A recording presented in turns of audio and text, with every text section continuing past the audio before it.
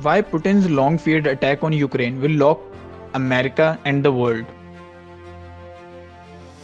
Just as diplomats at a last moment United Nations Security Council meeting were pleading for peace, Russian fire begins raining down on Ukraine. On a haunting night, marked by an address from Ukraine President Volodymyr that felt like a eulogy for a democracy. Decades of peace between nations on the European landmass ended with loud blasts in multiple Ukrainian cities.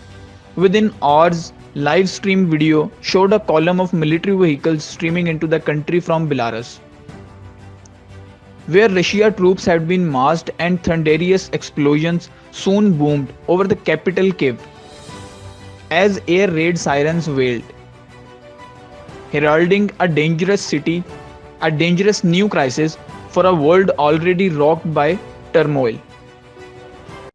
China's leaders may be watching Ukraine with an eye on Taiwan.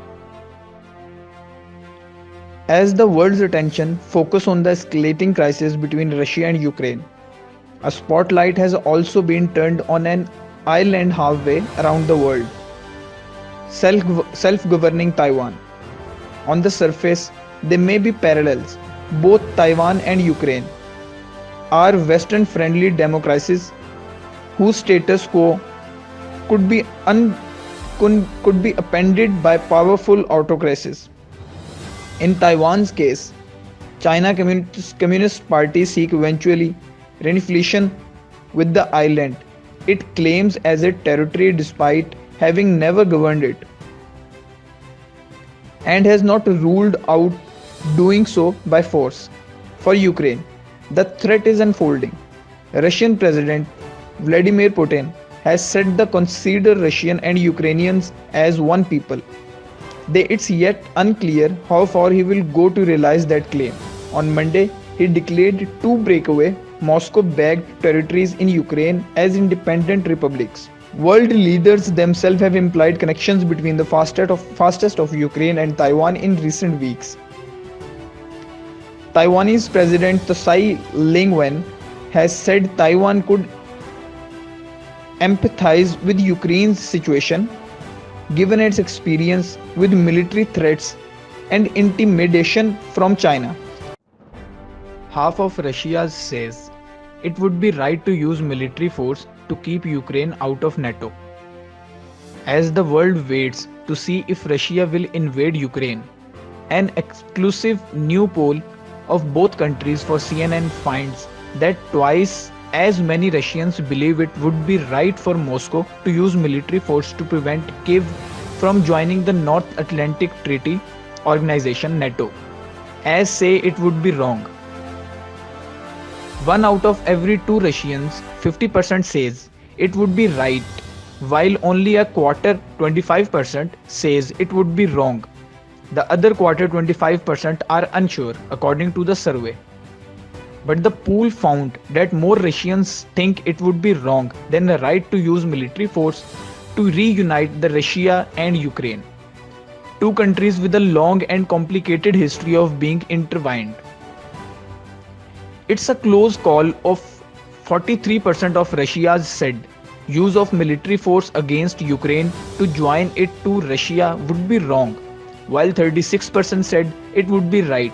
The rest of the respondents say they don't know if it would be right or wrong. Perhaps unsurprisingly, most people in Ukraine disagree with the use of force against them. 7 out of 10 respondents there said it would be wrong for Russia to use military force to prevent Ukraine from joining NATO, 70%, or to reunite the two countries, 73%. Russia moving some forces and tanks into eastern Ukraine, Latvian PM says.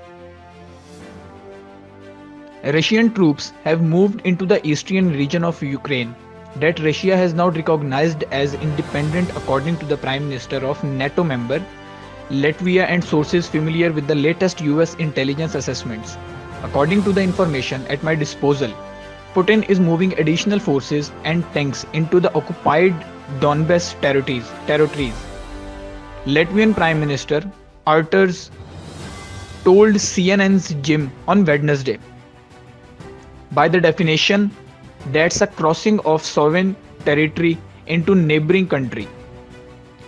Pressed specifically on whether he was referring to the entry of additional Russian troops since Moscow recognized the two separatist regions earlier this week. Krinz replied, "Yes, according to the information at my disposal, this is exactly what we are seeing." Two other sources familiar with US intelligence confirmed to CNN that additional Russian troops have in fact crossed the border into the Donbas region since Russian President Putin recognized the two regions and issued an order to develop peacekeepers into the Donbas on Tuesday.